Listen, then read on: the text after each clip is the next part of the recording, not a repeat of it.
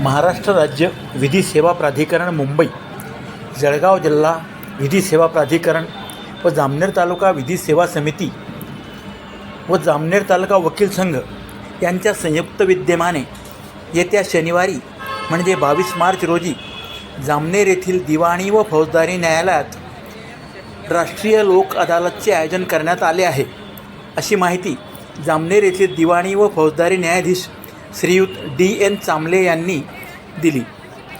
दुरावलेले संबंध, प्रलंबित असलेली प्रकरणे तसेच दाखलपूर्व प्रकरणे सामंजस्याने मिटवण्यासाठी राष्ट्रीय सेवा प्राधिकरण दिल्ली यांच्या आदेशान्वये उच्च न्यायालय व सर्व खंडपीठे, सर्व जिल्हा व तालुका न्यायालय, कौटुंबिक न्यायालय व इतर न्यायालये, न्यायाधिकरणे या ठिकाणी एकाच दिवशी म्हणजे 22 मार्चला शनिवारी लोक अदालतीचे आयोजन करण्यात आले आहे.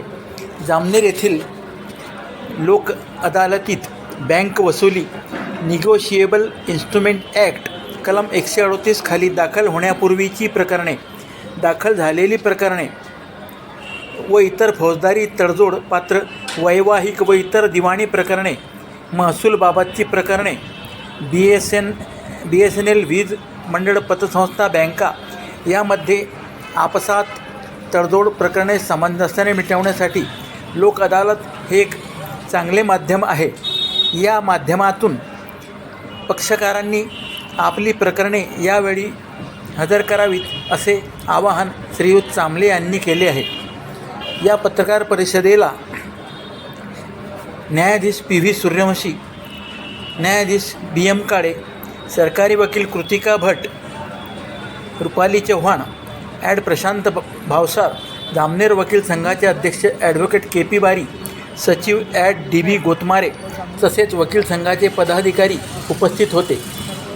या पदाधिकाऱ्यांनी लोक न्यायालय यशस्वी करण्याचे आवाहन केले आहे. लोकन्यायालय होणार आहे, त्याकरता आपण या लोकन्यायालयामध्ये जास्तीत जास्त प्रकरणे तडजोड करावी व या लोकन्यायालयाचा लाभ घ्यावा.